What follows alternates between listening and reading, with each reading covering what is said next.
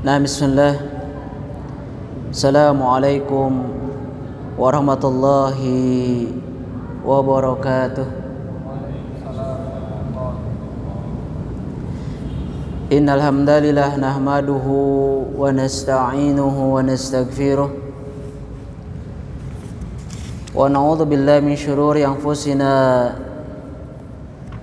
wa min sayyiati a'malina. May yahdihillah fala mudilla lah wa may yudlil fala hadiya lah. Asyhadu an la ilaha illallah wahdahu la syarika lah wa asyhadu anna Muhammadan abduhu wa rasuluh la nabiyya ba'dah. Kumadaramang sadayana.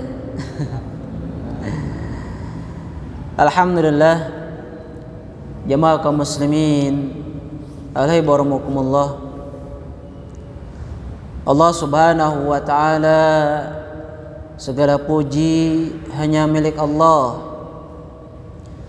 yang pada kesempatan sore kali ini Allah kembali mempertemukan kita bersimpuh menuntut ilmu,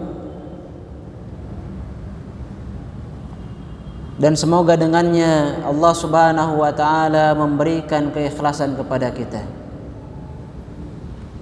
menjadikan majlis ini majlis yang membawa kepada istiqamah, menjadikan majlis yang menjadikan wasilah kita diwafatkan dalam keadaan husnul khatimah. Karenanya awali perjumpaan kita dengan meminta kepada Allah, Allahumma inna nas'aluka ilman nafi'an wa rizqan thayyiban wa amalan mutaqabbalan. Jemaah kaum muslimin, Nabi mengajarkan Islam itu sempurna, mengajarkan apa yang harus dilakukan oleh hati dan apa yang harus dilakukan oleh anggota badan.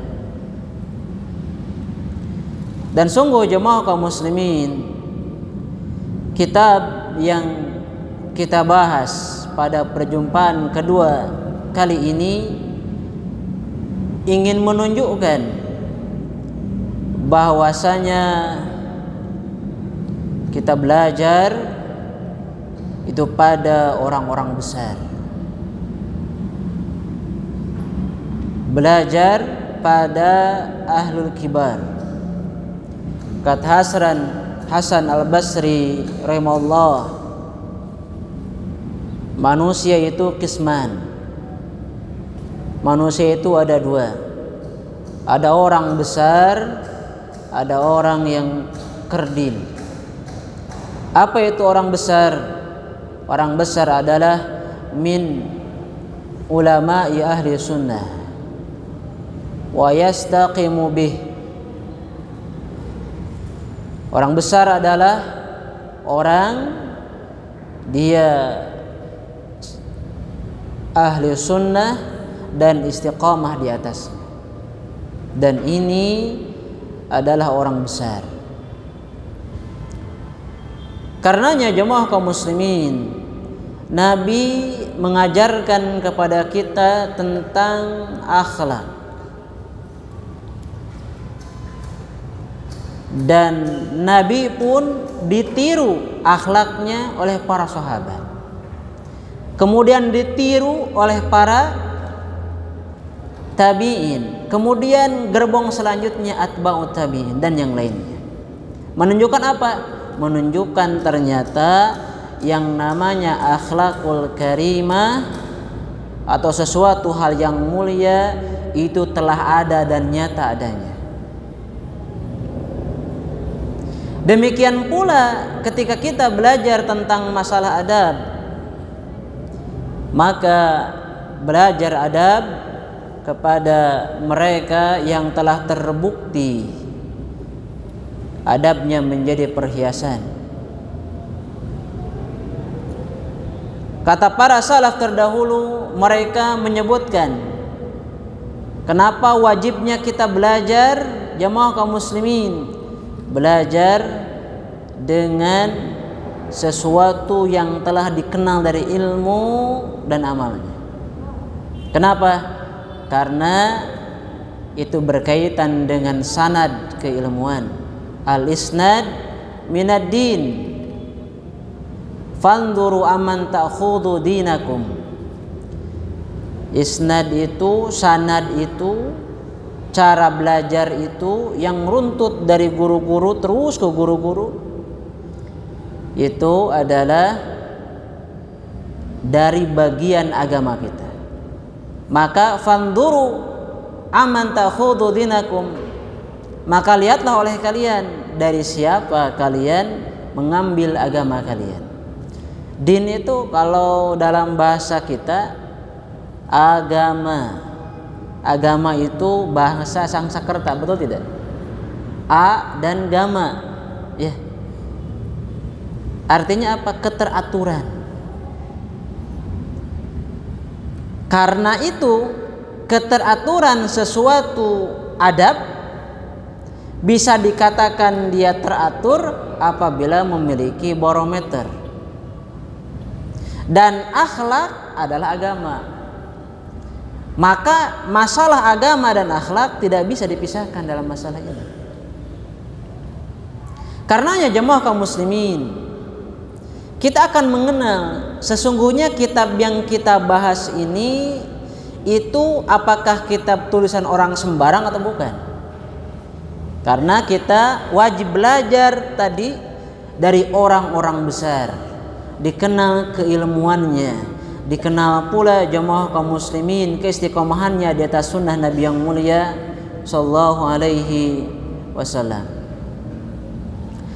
Jamaah kaum muslimin, dalam sebuah hadis ketika menjelaskan tentang kaitannya tentang air musyammas, ada sebuah hadis, naha Rasulullah sallallahu Aisyah, Rasulullah sallam melarang Aisyah untuk apa?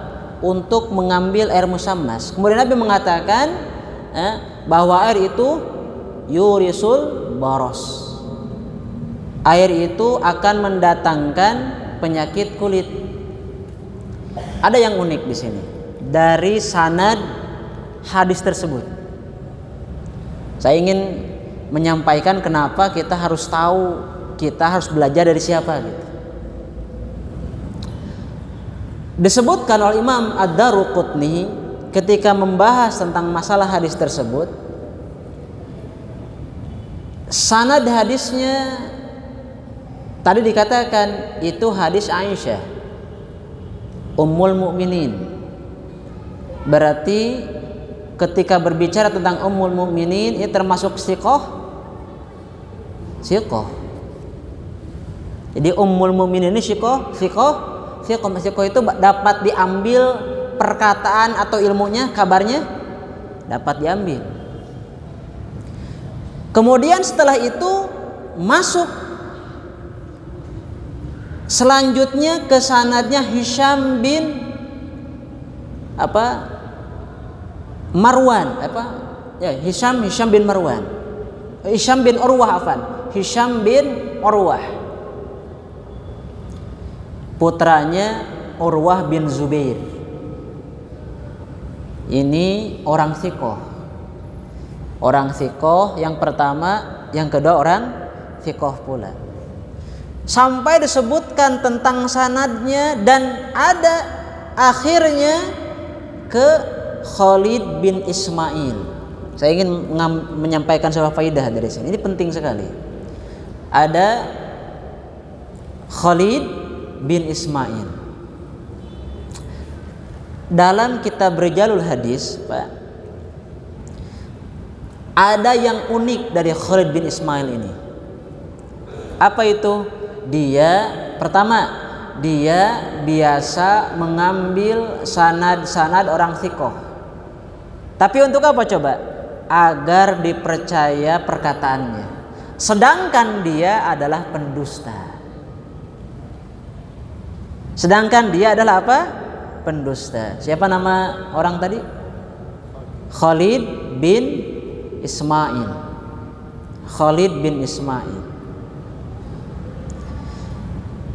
Para perawi hadis menyebutkan dia ini kadzab, matruk, ditinggalkan hadisnya. Coba kita lihat tadi. Orang pertama Aisyah, orang kedua Hisham bin siapa tadi? Hisham bin Urwah. Ini thiqah. Kemudian nyelip dia di akhir. Kemudian diambillah perkataan tersebut oleh Imam Ar-Rafi'i. Imam Ar-Rafi'i itu bukan ahli hadis. Beliau ahli fikih tapi bukan ahli hadis. Keliru dalam mengambil. Menunjukkan apa jemaah kaum muslimin? Menunjukkan terkadang dalam mengambil ilmu itu ada orang pendusta yang perkataannya disandarkan kepada orang-orang thiqah. Dari mana kita tahu ini? Dari perkataan ulama yang lainnya. Menunjukkan apa? Ternyata Khalid bin Ismail itu tidak memiliki adab tentang masalah ilmu, memalsukan sebuah perkataan. Apakah orang yang biasa memasukkan perkataan itu diambil ilmunya? Maka Islam menjawab tidak. Maka ditinggalkanlah hadis-hadis Khalid bin Ismail ini, dikatakan sebagai matruk atau orang yang ditinggalkan. Artinya setiap hadis yang diriwayatkannya tidak dianggap, tidak dijadikan sebagai dalil. Sehingga derajat hadis yang kita sebutkan tadi itu adalah dhaifun jiddan, sangat lemah.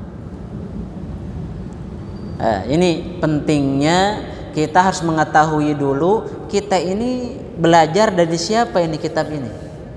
Ya, kitab ini dari mana ini? Ya. Siapa penulisnya ini harus paham. Makanya dalam masalah ini kita sedikit demi sedikit ya menjelaskan tentang kitab ini, Tadhkiratu Asami.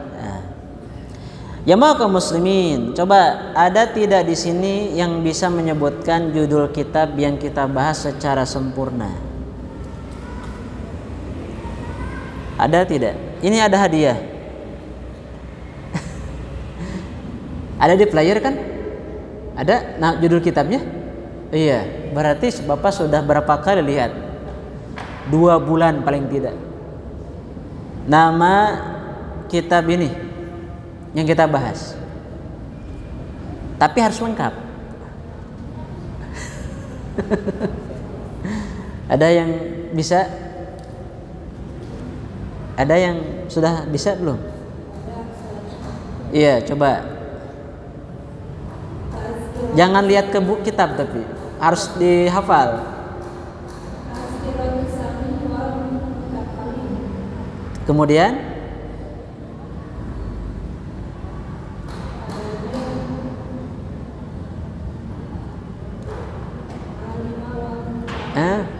fi adabil alim wal muta'allim. Coba bisa diulang, Bu.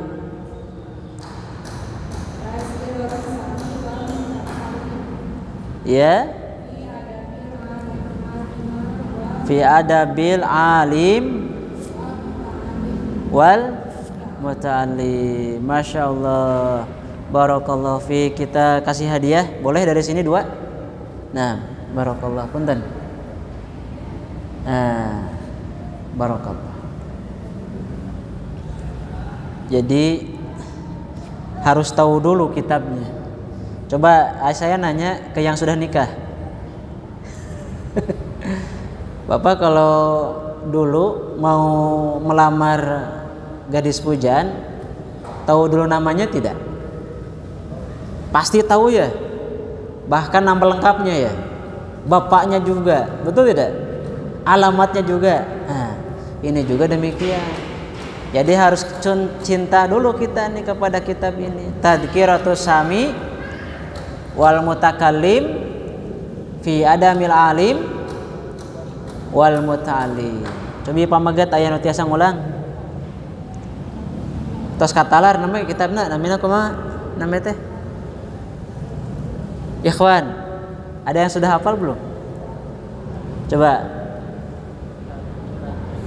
Tadhkiratus Sami fi Adabil Alim wal Muta'allim. Masya Allah. Siapa nama antum? Rifhan. Irfan. Oh, Irfan. Masya Allah. Barakallah ya. Antum sudah nikah belum? Alhamdulillah apa? Sudah. Masya Allah. Semoga dengan wasilah ini antum menjadi suami bagi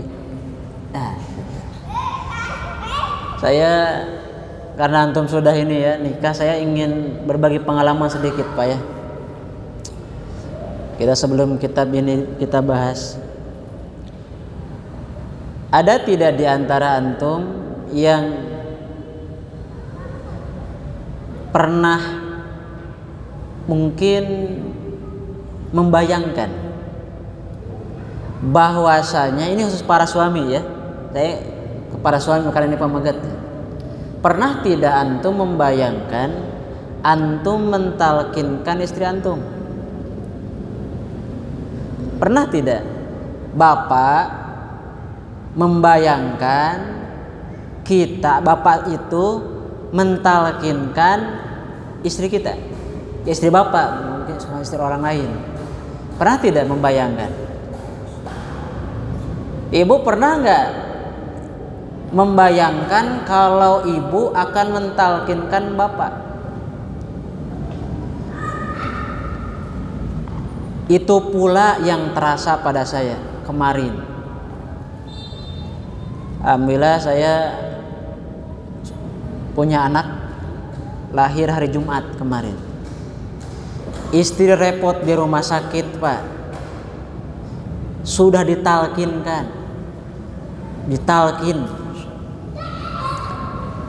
tapi Allah memberikan mukjizat ini. Kemarin saya mentalkinkan istri, baru Masya Allah, ternyata apa yang tidak kita gambarkan bisa terjadi. Makanya bapak berbahagia jika istri bapak ikut kajian. Kenapa demikian? Karena bisa jadi ibulah yang mentalkinkan bapak. Nah, ibu juga demikian, harus bangga jika suaminya yang ngajak ke kajian. Kenapa? Bisa jadi ya, yang mentalkinkan ibu itu adalah bapak. Nabi saja wafat di pangkuan siapa? Istrinya. Nah, karena itu jamaah kaum muslimin, berbagilah bagi anda. Kang Irfan juga tadi ya, makanya saya nanya, takut keliru ngasih buku soalnya. Mudah-mudahan istri kita menjadi istri yang solehah, suami kita menjadi suami yang soleh. Jamaah kaum muslimin, kitab Tadhkiratus Sami ini ya dikarang oleh seorang ulama besar, ulama yang bernama Muhammad bin Ibrahim ya, bin Sa'dullah bin Jamaah. Muhammad bin Ibrahim bin Sa'dullah bin atau ibn Jamaah, ibn Ali Ibn Jamaah, panjang Masya Allah. Ibn Hazim Al-Kinani Asy-Syafi'i. Jadi paling tidak kita harus tahu 3 saja. Muhammad bin Ibrahim bin Sa'dullah. Ya. Ini 3. Kalau di zaman ini tahu 3 itu jarang. Coba bapak putra ayah tahu sendiri, nama ayah sendiri tahu kan? Insya Allah. Nama kakek tahu, nama uyut. Terus ngeblanknya. Nah, sedangkan dalam Islam itu, ya, Islam itu selalu menyebutkan bin. Seperti ini, Muhammad bin Ibrahim. Muhammad putra Ibrahim. Kenapa harus bin ini ada? Karena diantaranya Islam itu menjaga keturunan, apalagi mengharamkan zina, apalagi terlihat di sana yang namanya kesucian pernikahan. Ini kalimat bin saja faedahnya kurang lebih 3. Itu 3 itu paling sedikit. Apa tadi? Islam itu menjaga keturunan. Yang kedua, Islam itu mengharamkan berzinahan. Yang ketiga, Islam itu menempatkan pernikahan sebagai ikatan yang agung, yang suci. Itu bin. Makanya nama bin ini mulai dihilangkan. Bin siapa itu sedikit dihilangkan. Kenapa? Karena kalau ketika berbicara dengan agama yang lain itu tidak menjaga keturunan. Maka bagi mereka pernikahan itu sesuatu yang menjadikan penghalang dalam masalah kebahagiaan. Nah, Islam tidak. Jadi kembali tadi, pengarang kitab ini jamaah kaum muslimin adalah siapa tadi? Muhammad bin Ibrahim bin Sa'dullah bin Jamaah. Sampai sana biar kenal. Nanti ada ininya ya. 4 harus apa? Paham Bapak? Nanti kita tanya lagi dalam waktu yang lain. Muhammad bin Ibrahim bin Sa'dullah bin Jamaah atau Ibn Jamaah, ya. Ini bin itu biar mudah saja nyebutnya, ya. Nah. Beliau ini nama aslinya Muhammad. Dan nama Muhammad adalah nama yang terpuji. Bahkan kalau Imam Ibnu Hajar Al-Asqalani ketika menyebutkan nama Muhammad ini, ketika Nabi belum lahir, orang Yahudi bahkan orang kafir Mekah sudah ada yang memberikan nama Muhammad kepada siapa? Kepada anak-anak mereka, terutama orang Yahudi. Kenapa demikian? Karena orang Yahudi ada orang yang paling tahu Nabi terakhir. Makanya Allah mengatakan orang Yahudi itu tahu tentang Nabi itu seperti anak-anak mereka. Kapan cirinya, di mana, Masya Allah. Imam Ibnu Hajar sampai menyebutkan ada sekitar 70 orang anak yang diberikan nama Muhammad ketika Nabi hendak dilahirkan. Maka nama Muhammad itu subhanallah, kalau bisa, ya, biasa para salaf terdahulu kalau ada sebuah rumah atau anak, maka di rumah tersebut itu harus ada yang bernama Muhammad. Makanya saya memberikan nama anak yang keempat ini Muhammad, karena berkaitan pertama belum ada saya ngasih nama anak, dan Masya Allah terilhami dengan kitab ini, maka kita berikan nama Muhammad. Selain Nabi kita namanya juga Muhammad.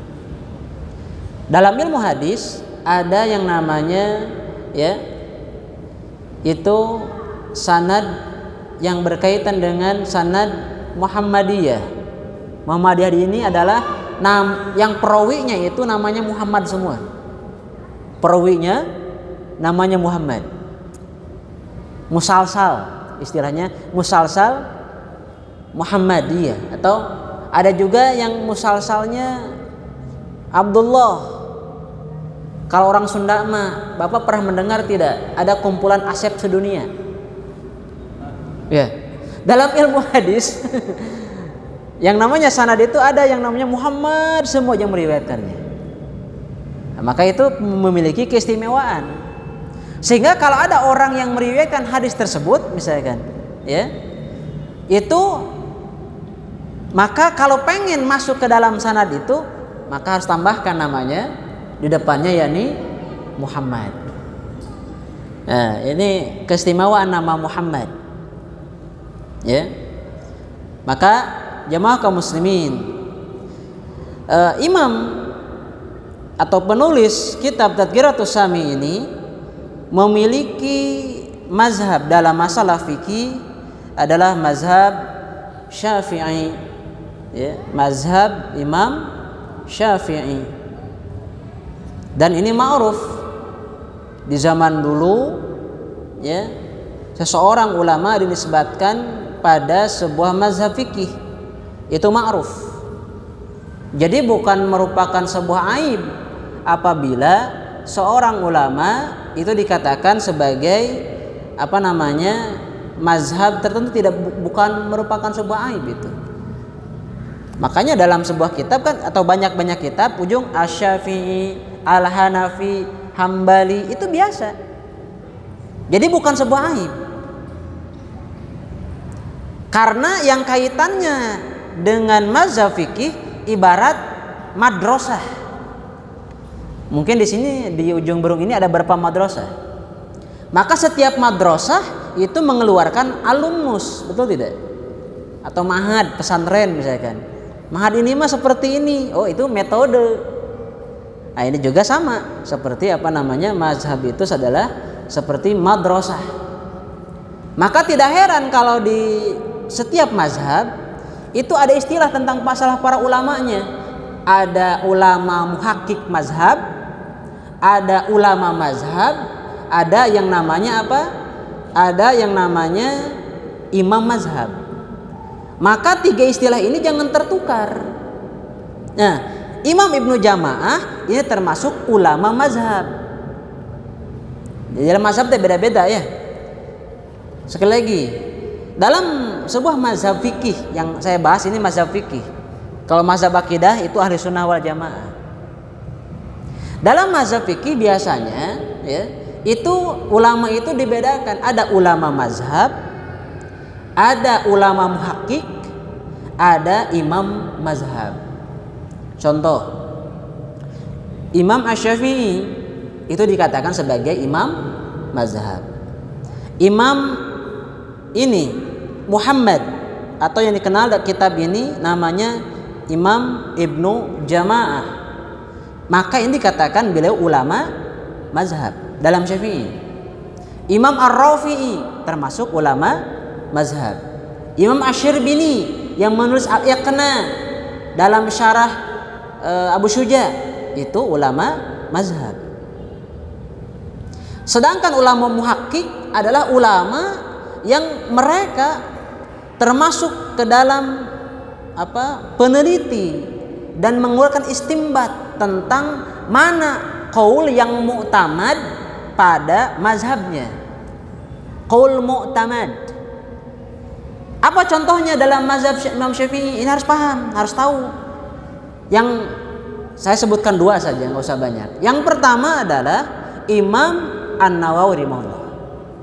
Kalau berbicara tentang Imam An-Nawawi, berarti Bapak sedang berbicara tentang imam muhakkik di mazhab Imam Syafi'i rahimahullah. Maka seperti Ar-Raudhah, Al-Minhaj, Syarhul Muhadzab itu adalah tahqiq dari beliau tentang mazhab Syafi'i. Makanya beliau ketika menyebutkan tentang masalah tentang masalah qaul Imam Syafi'i rahimahullah selalu menyebutkan sanadnya. Sama seperti gaya penulisan fikih Imam Syafi'i rahimahullah. Antum coba lihat Al-Um, ya. Lihat Al-Um. Imam Syafi'i ketika ingin menyebutkan sebuah pendapat, maka menyebutkan sanadnya. Ini pendapatnya dari fulan, dari fulan, dari fulan, dari fulan. Imam An-Nawawi adalah muhakkik. peneliti dan yang mengumpulkan qaul yang mu'tamad. Mu'tamad itu qaul yang bisa dikatakan istilah sekarang rojih lah ya, pentarjih lah kalau di zaman ini ya. Nah. Yang kedua adalah salah satu contoh adalah Imam Ibnu Hajar Al-Haythami, bukan Al-Asqalani ini, Al-Haythami. Imam Ibnu Hajar Al-Haythami. Imam Ibnu Hajar Al-Haythami pula adalah ulama Syafi'iyah yang tergolong ulama apa? Tadi muhakkik mazhab. Jadi inilah kalau sudah berbicara tentang Imam Nawawi dan Imam Ibnu Hajar Al-Haythami, maka Bapak berbicara tentang ulama muhakkik mazhab. Itu istilahnya. Kita ini nama-nama ulama harus kenal kita. Kan judulnya juga belajar dari orang-orang besar. Bagaimana kita mau mengetahui tentang sesuatu ilmu sedangkan kita nggak kenal dengan siapa yang menyampaikannya? Makanya mulai dari sekarang Bapak harus menghafal nama-nama para ulama sehingga gerbong kita nggak terpisah tentang masalah ilmu mereka. Ya, nggak terpisah. Ini menunjukkan juga apa? Bahwasanya ya, kita belajar itu jangan googling. Karena googling itu apa? Google itu ya, itu hanya mengajarkan tulisan, bukan mengajarkan tentang masalah adab atau yang lain. Ilmu itu tidak googling. Keberkahannya akan hilang. Ya, googling ini maksudnya lewat internet gitu. Internet itu hanya untuk membantu, bukan yang utama. Maka kalau ada majelis dan kita mampu untuk hadir, ya hadir. Ya, sehingga akan ada, kata Syekh Al-Fauzan rahimahullah, akan ada masa di mana bisa jadi Bapak duduk di sebuah majelis, kemudian Bapak mendapatkan sebuah faidah, dan dengan satu faidah tersebut menjadikan wasilah kita masuk surga. Bisa jadi perkataannya itu juga, nggak asing. Kitabnya itu juga, ayat yang dibaca itu juga. Akan tetapi ternyata ada faidah yang bisa masuk ke dalam hati kita dan menjadikan wasilah masuk surga. Masya Allah ya. Nah, kemudian jamaah kaum muslimin, Imam tadi ya, Muhammad ini memiliki nama kunyah. Kunyah ini adalah nama yang disunahkan dalam agama kita ya, yang biasa mengawal dengan perkataan Abu atau Ummu. Abu misalkan Abdullah, termasuk kunyah Imam Muhammad ini Imam Muhammad ini adalah Abu Abdullah. Saya sangat tertarik dengan perkataan Imam Syafi'i rahimahullah ketika menjelaskan tentang hadis ya Aba Umair. Nabi pernah menyebutkan ya, ada seorang anak yang mana anak itu suka ke masjid. Dan setiap ke masjid atau sebelum ke masjid, dia itu suka ada burung miliknya yang berada di pundaknya. Suatu ketika burungnya mati. Kemudian Nabi mengatakan, "Ya Aba Umair, mada falan Nughair?" Wahai Abu Umair, apa yang dikerjakan oleh Nughair? Nughair itu nama burungnya. Imam Syafi'i menyebutkan bahwa mengambil dari hadis ini. Saya gini Pak, ada asbabnya atau sebab kenapa Imam Syafi'i menulis faidah ayat tersebut. Ternyata Imam Syafi'i ketika menulis faidah yang berkaitan dengan hadis Nughair itu, beliau memberikan bantahan kepada orang yang jauh dalam masalah ilmu yang mengatakan buat apa mentarjih, ya? Buat apa mencari sanad, mengambil ilmu tentang hadis yang nggak ada faidahnya?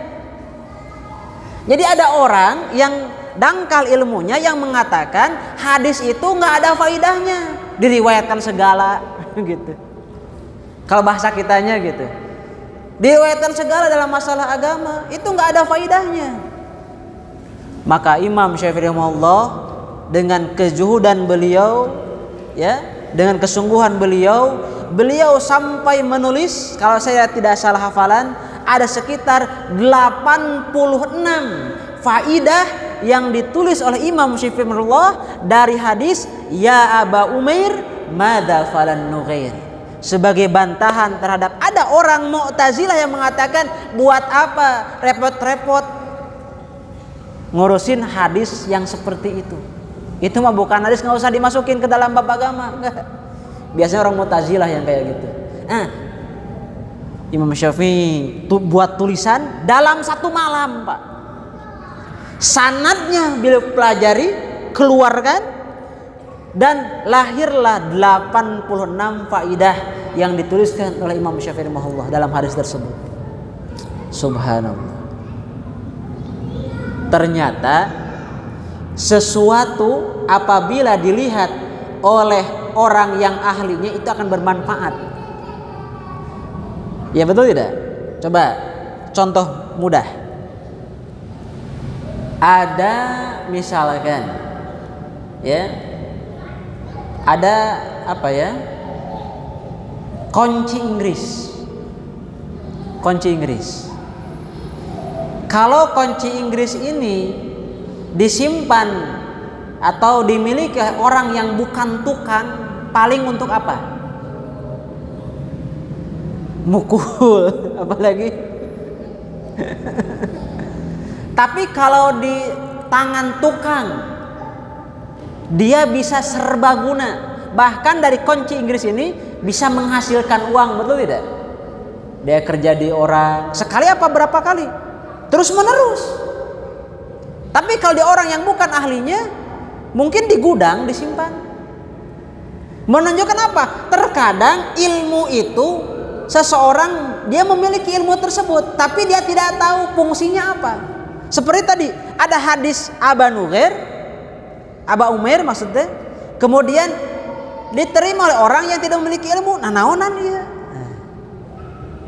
Paham ya?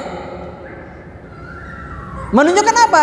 Orang yang menerima hadis tadi itu tidak memiliki adab bagaimana menerima hadis Nabi.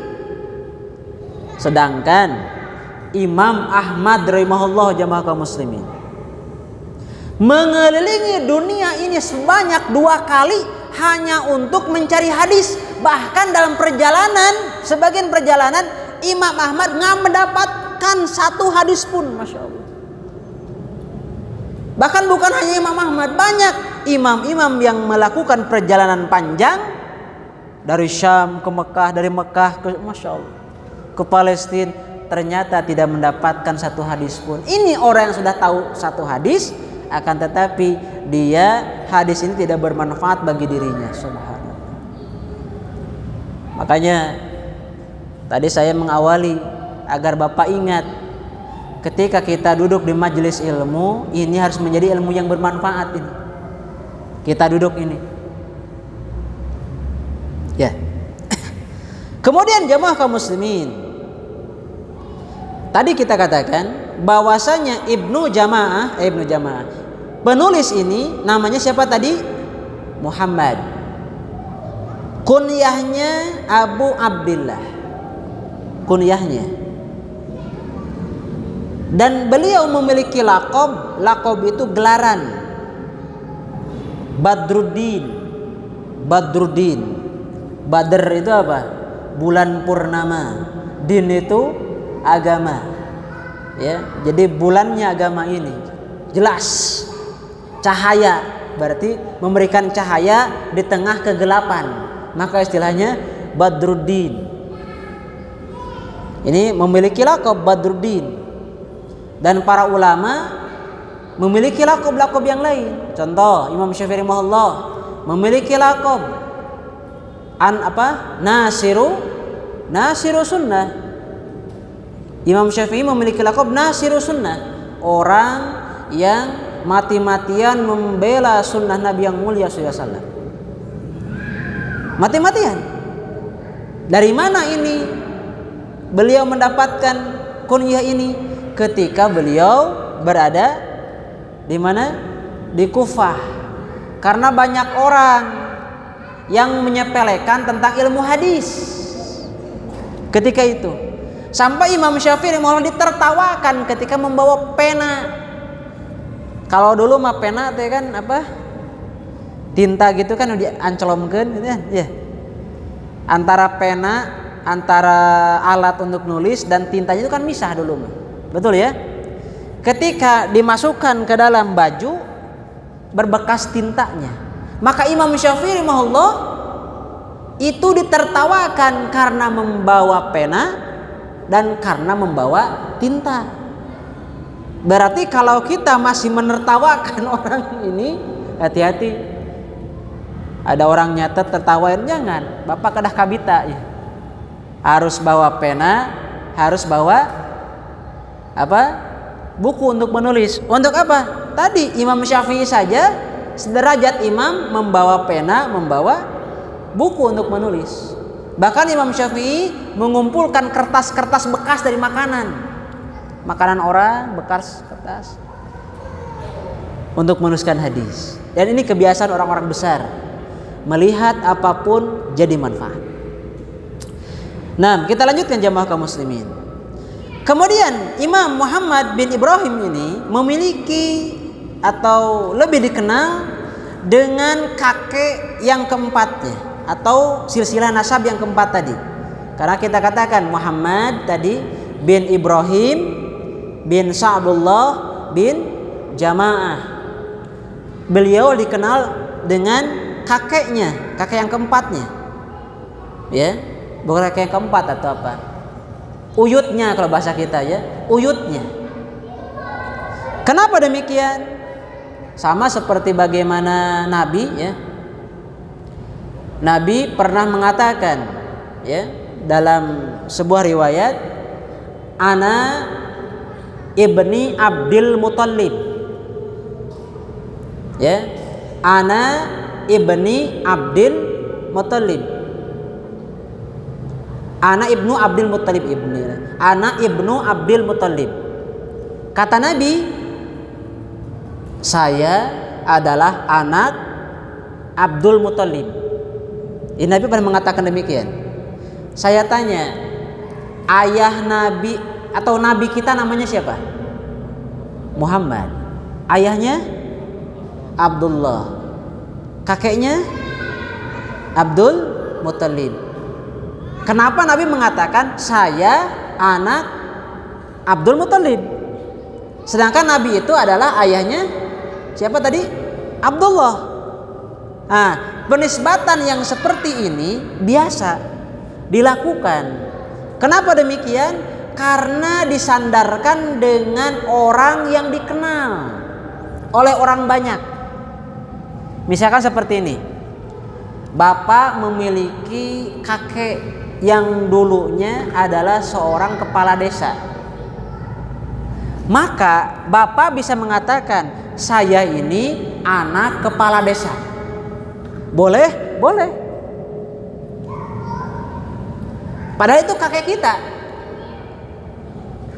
Jadi penisbatan ini bukan sesuatu hal yang keliru. Tapi maksudnya itu adalah jalur nasab saya gitu.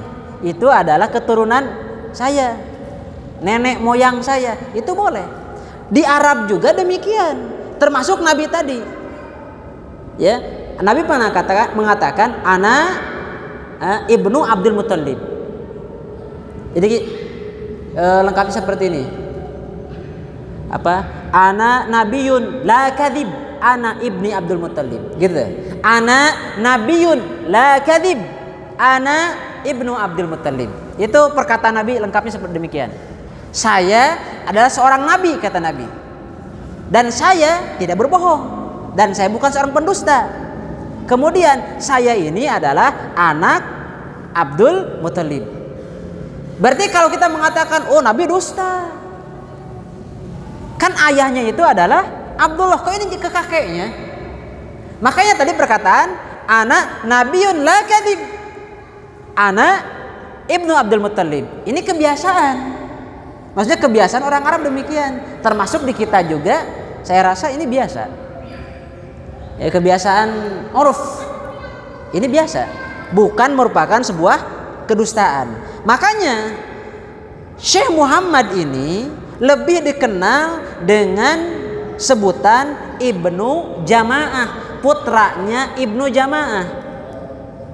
Kenapa demikian? Karena Ibnu Jamaah lebih dikenal oleh orang di sekitarnya daripada bapaknya. Padahal harus diingat, padahal Ibrahim, siapa Ibrahim? Siapa Ibrahim?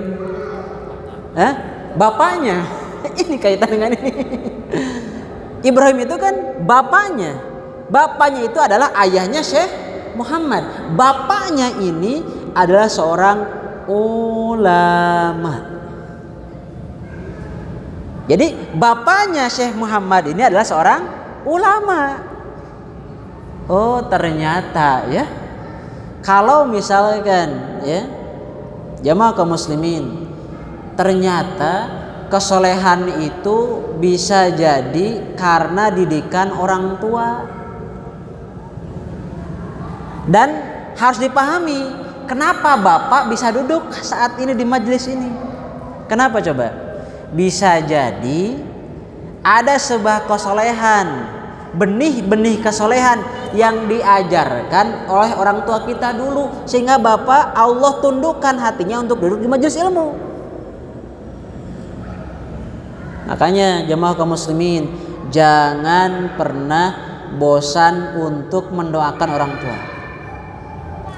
Karena di antara kata Imam Ibnu Taimiyah, di antara ciri anak yang soleh, dia tidak akan pernah meletakkan tangannya untuk berdoa kepada Allah kecuali orang tuanya sudah diangkat ke derajat surga yang paling tinggi.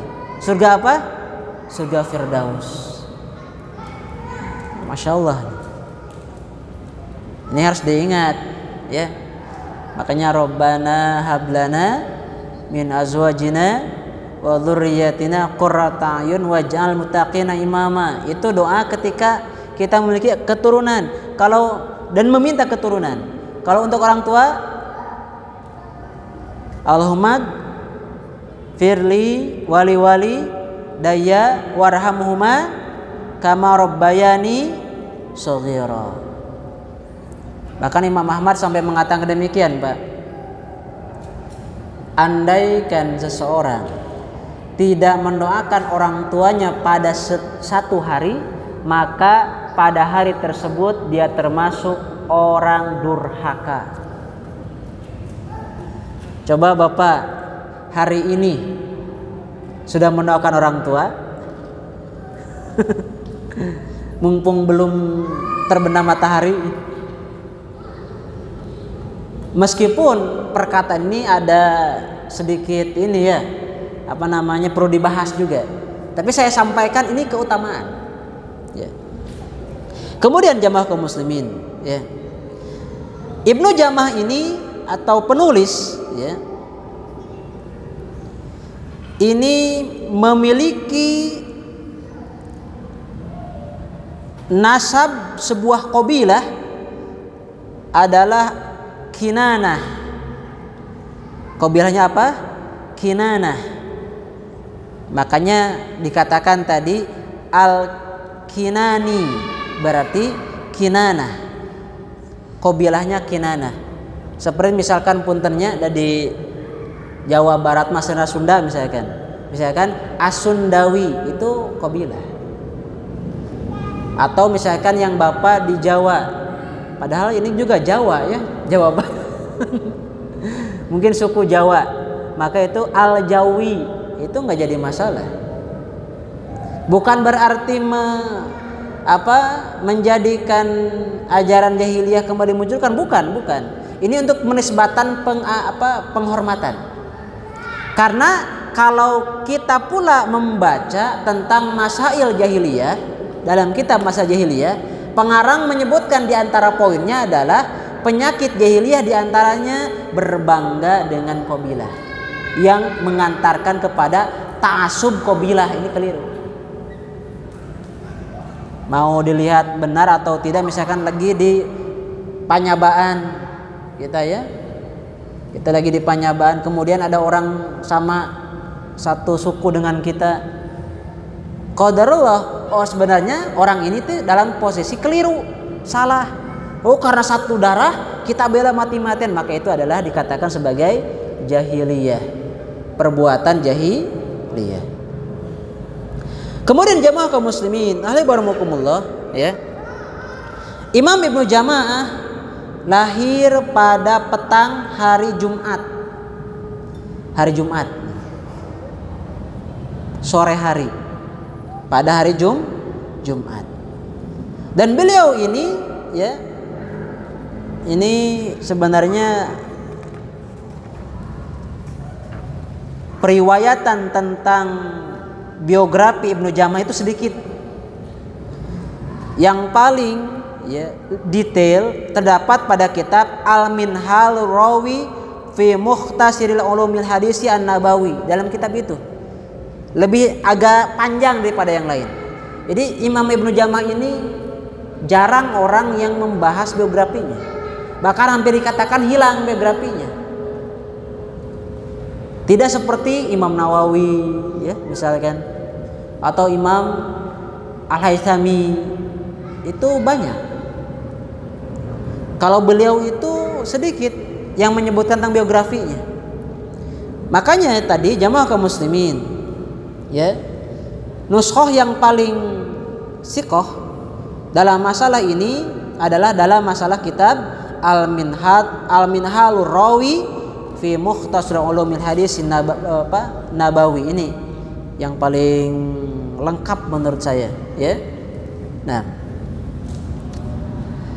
kita lanjutkan. Beliau ini jemaah kaum muslimin lahir ya pada bulan Rabiul Akhir. Rabiul Akhir tepatnya tanggal 4. Rabiul Akhir tepatnya tanggal 4 639 Hijriyah. Kenapa kita harus tahu tanggal Hijriyah?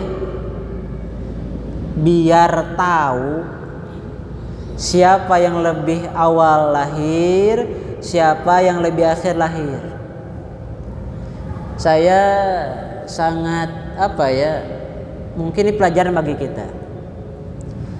Ada yang mengatakan, dan ini bukan berdasarkan ilmu, ada yang mengatakan Imam Abu Hanifah, Imam Malik, Imam Syafi'i, Imam Ahmad itu belajar kepada Syekh Abdul Qadir Jailani. Coba orang yang tidak tahu akan mengiyakan we.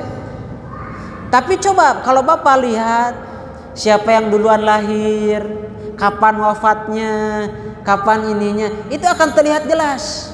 Ini belajar dari sana atau tidak? Dan ini lahir dari apa? Ketidaktahuan. Makanya dalam Islam mengetahui tentang lahirnya seorang ulama atau perawi ya, itu menjadikan modal seseorang itu bisa mengenal kebenaran. Modal bisa mengenal apa? Kebenaran. Makanya tadi katakan ini beliau lahir 639 apa? Hijriyah. Hijriyah. Berarti pada abad keberapa? Ke-7. Ya, lahir pada abad ke-7. Saya tanya, kalau abad ke-7 beliau bertemu dengan Abu Bakar tidak? Tidak. Bertemu dengan Umar? Tidak.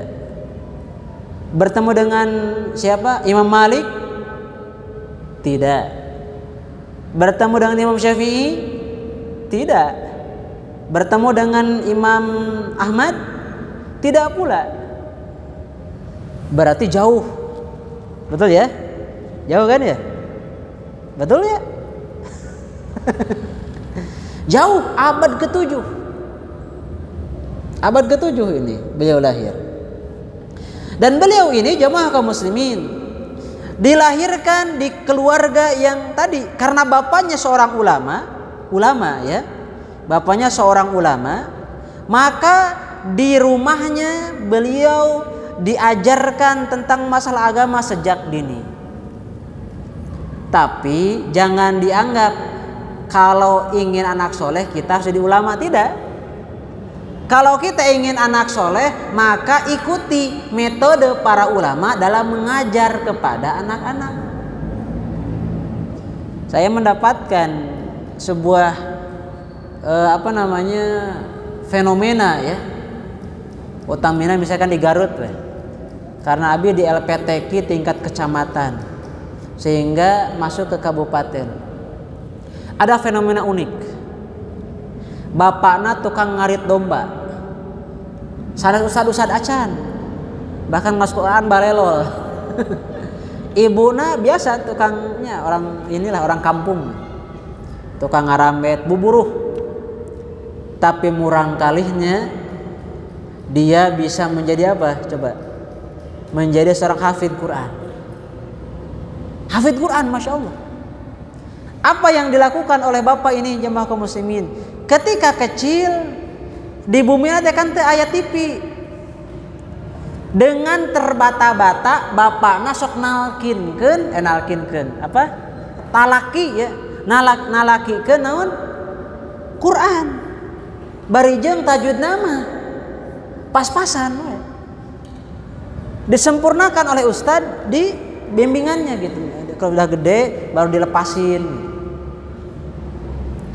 Dan ini metode yang digunakan oleh bapak ini, semoga Allah menjaga beliau.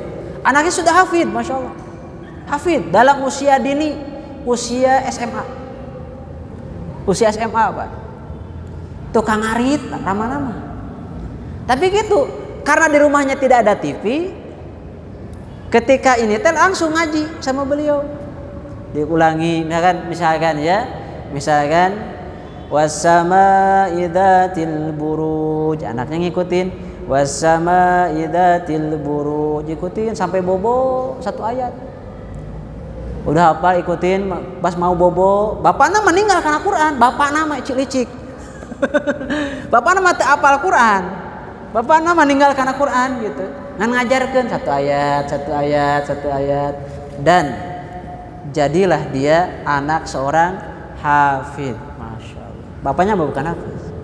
Apalagi ini beliau bapaknya seorang ulama, maka diajarkannya juga berarti sesuatu yang berbeda. Betul tidak? Makanya kalau di Shinkit, dan ini harus ditiru nih. Di Shinkit itu ada sebuah kebiasaan. Merupakan sebuah aib apabila di sebuah rumah seorang anak usia belum balik, itu belum hafal Quran, itu aib. Berarti kalau laki-laki 15 tahun.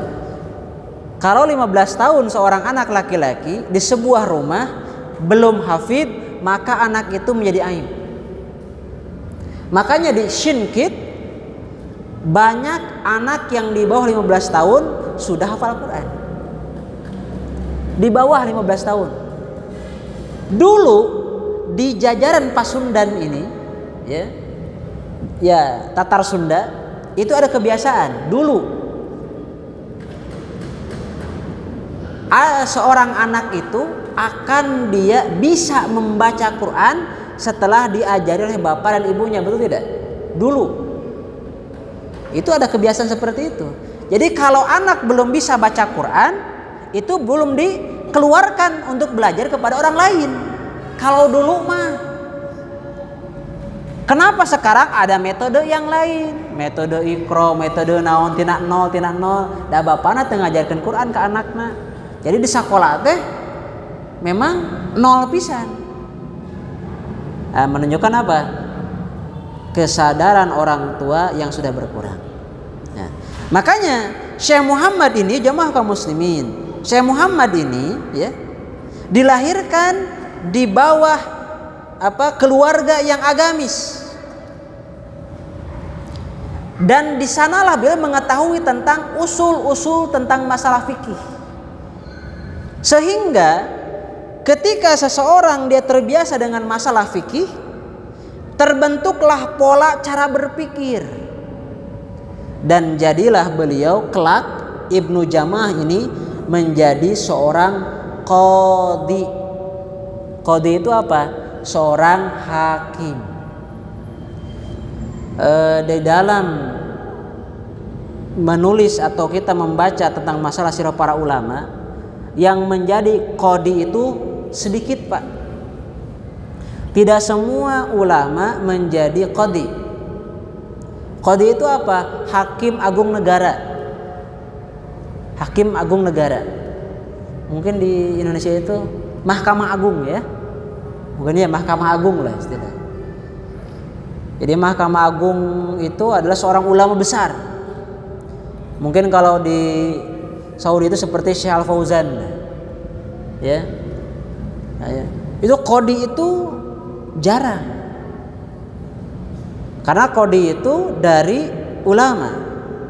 Ya. Jadi ulama, dan setiap ulama tidak mesti menjadi seorang qadhi, karena qadhi itu langsung ditunjuk negara. Ya. Maka Ibnu Jama'ah ini, jamaah kaum muslimin, ya. Ibnu Jama'ah juga ini mengambil ilmu dari kakeknya. Dari siapa? Kakeknya. Jadi bapaknya, kakeknya. Berarti kalau mengambil ilmu dari kakeknya, kakeknya ini orang sembarangan atau orang yang Masya Allah luar biasa termasuk ulama? Ulama pula. Ya. Jadi bapaknya seorang ulama, kakeknya pula seorang ulama. Sehingga ketika Ibnu Jama'ah muda itu terbentuklah sesuatu lingkungan yang ilmiah. Maka beliau belajar ke beberapa ulama yang lain. Contoh diantaranya jamaah kaum muslimin yang pernah menjadi gurunya atau menjadi gurunya Jamaluddin Ibnu Malik. Dan Imam Ibnu Malik adalah penulis Alfiyah Nahwu, yang dalam ilmu Nahwu nih. Ya. Jadi Imam Ibnu Malik ini adalah penulis Alfiyah ya. Kemudian siapa lagi yang menjadi guru beliau ini adalah qadhi yang lain, diantaranya Taqiyuddin Ibnu Ruzain Al-Hamawi. Ini gurunya. Dan banyak lagi gurunya, diantaranya Imam Syam, yakni Imam Abi Yasir. Ya.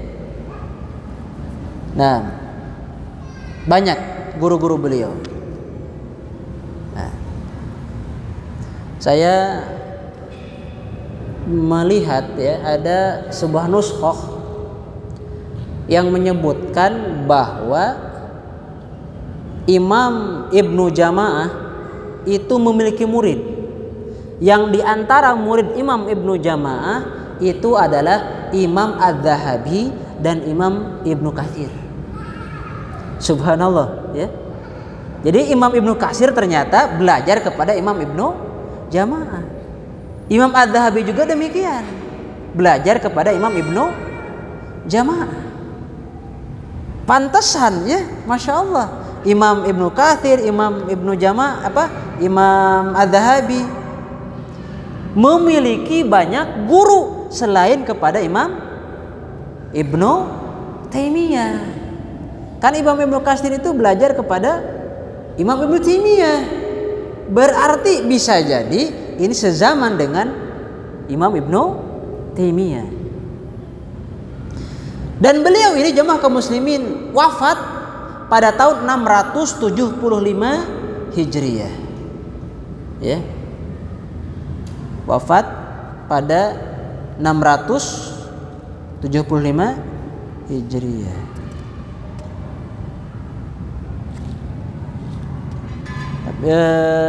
Sedikit catatan, Ini di dalam nusakh yang lain ya disebutkan wafatnya itu yakni 733 Hijriah. Wafatnya dalam nusakh yang lain disebutkan 733 Hijriah. Allah Ta'ala alam mana yang benar, saya belum memperdalam lebih banyak ya. Maka mana nusakh yang ini yang mu'tamad.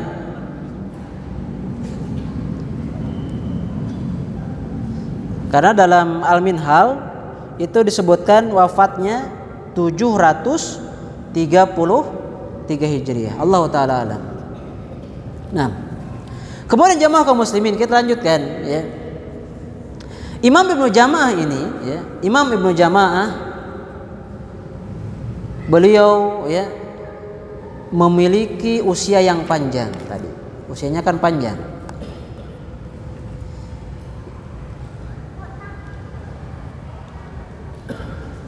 Dengan usia yang panjang ini beliau menjadi qadhi di beberapa tempat. Jadi qadhi negara di beberapa tempat ya.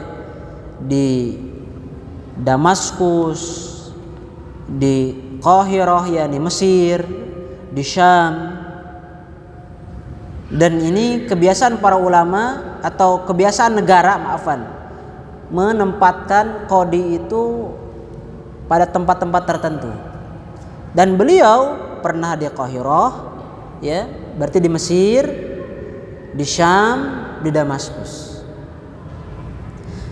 Ketika beliau jamaah kaum muslimin pensiun, kalau di zaman ini ada hakim pensiun banyak,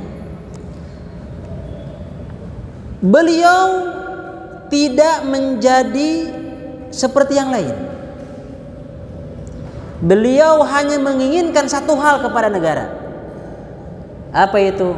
Beliau ingin menjadi penjaga masjid, tukang sapu-sapu masjid. Subhanallah. Ulama besar, tadinya seorang qadhi ya. Kemudian di akhir pensiun beliau ingin agar menjadi seorang penjaga masjid.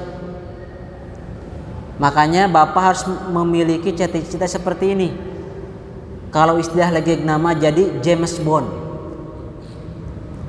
Jaga masjid sama kebon. Nah, ini luar biasa. Jadi kalau sudah sepuh, milikilah cita-cita menjadi James Bond. Ya. Bapak punya di rumah dekat masjid ada kan? Nah,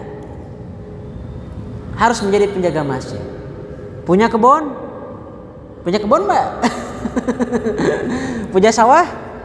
Nah, kalau bisa miliki sawah, miliki kebun. Jangan dibuat ruko, kebun, ruko. Jangan ruko mah. Kenapa demikian? Itu untuk tempat kita mengeluarkan isi hati kita. Makanya Nabi ya pernah bersedih karena wafatnya seorang wanita yang menjadi tukang bersih-bersih masjid. Nabi bersedih. Kenapa demikian? Pertama, ketika wafat wanita ini tidak dikabarkan wafatnya oleh para sahabat yang lain. Kenapa demikian? Karena orang-orang menganggap ini mah bukan orang penting. Tapi Nabi menganggap ini adalah orang penting. Subhanallah. Kita lanjut jemaah kaum muslimin ya. Kemudian Imam Ibnu Jamaah ini jemaah kaum muslimin ya, dikenal ya memiliki berbagai macam pujian dari para ulama. Pujian dari para ulama. Kenapa demikian? Kita harus menyebutkan karena kalau ada orang yang sudah memujinya, berarti itu sebagai tazkiyah.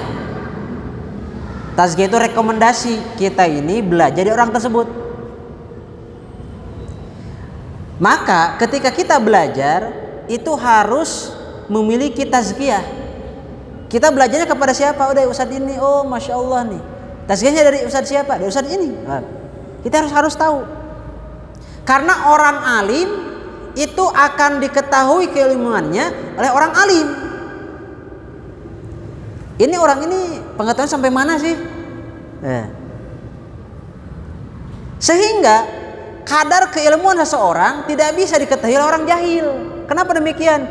Karena orang jahil belum merasakan menjadi alim. Karena orang alim sudah merasakan kealiman, betul tidak? Yang berilmu, alim itu berilmu. Orang yang berilmu akan tahu ilmu seseorang itu sampai mana. Terlebih lagi misalkan ini pernah menjadi muridnya atau gurunya atau yang lain, dia akan tahu sampai mana nih ilmunya. Makanya tidak bisa seorang yang jahil memberikan rekomendasi dalam masalah ilmu, tidak bisa. Sampai Imam Malik, ya, Imam Malik pernah mengatakan, ya, tidaklah saya berfatwa kecuali sudah ada sekitar 70 orang ulama yang memberikan tazkiyah kepada saya untuk berfatwa. 70 ulama kata Imam Malik.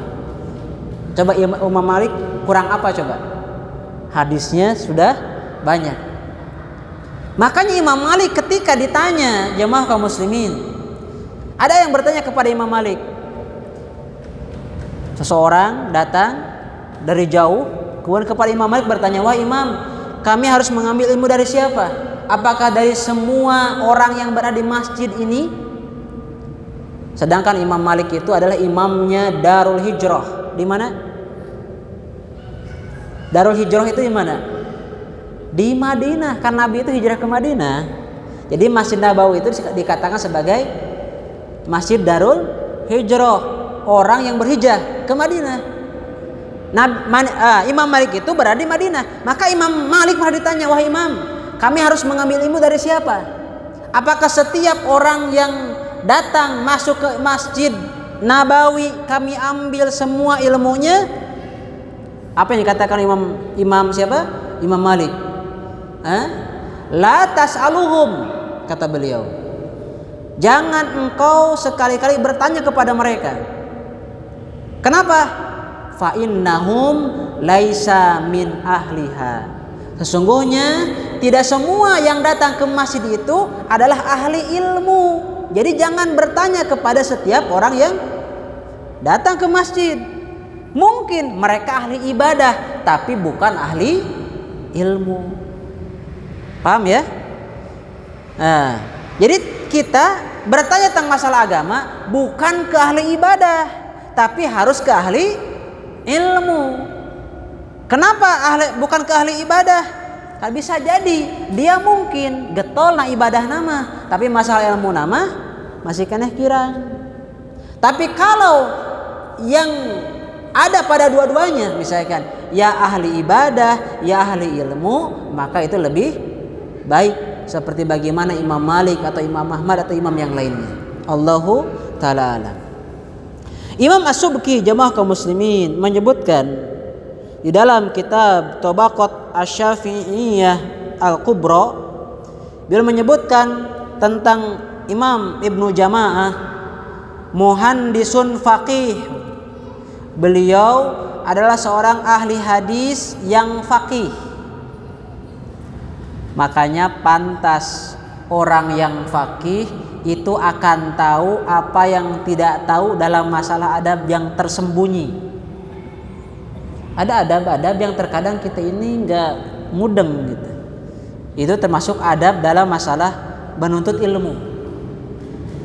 Contoh misalkan ya dalam masalah nundutan.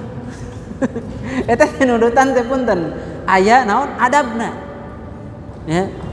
Kemudian apalagi menulis, mengikat ilmu, maka itu akan dibahas. Maka orang yang faqih akan tahu tentang masalah mana saja yang bisa mendatangkan ilmu. Dia mengatakan muhandisun faqihun dzu aqlin. Beliau memiliki akal. Maksudnya akalnya mendalam. Bukan berarti dia orang sehat, bukan. Kalau para ulama mengatakan memuji kepada ulama yang lain tentang perkataan dzu aklin, maksudnya ulama tersebut memiliki pandangan yang dalam, pandangan yang sangat luas. Kalau kata orang Sunda mah seur sakuna, dalam melihat sebuah masalah itu tidak melihat satu sudut pandang, tapi melihat dari sudut pandang yang lainnya. Nah, itu namanya dzu aklin. La yaqumu asatil hukama, ya, bima jum'a fi, tidaklah ya tegak padanya kecuali itu adalah para hukama, para hakim. Maksudnya apa? Meskipun beliau sudah pensiun dari hakim, dari qadi, itu ternyata banyak hakim-hakim negara yang bertanya kepadanya tentang akan sebuah permasalahan. Makanya ini sebagai sebuah pujian yang sangat terkumpul hikmah di dalam dirinya, dan bahkan para hakim setelahnya itu bertanya kepada beliau tentang masalah ilmu. Berarti menunjukkan apa?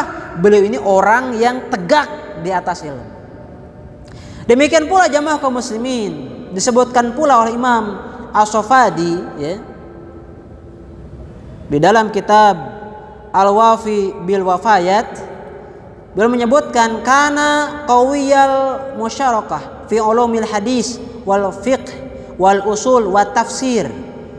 Beliau ini adalah seseorang yang kuat, ya, dalam kumpulan ilmunya, dalam ilmu hadis, dalam ilmu fikih, dalam ilmu usul, dalam ilmu tafsir.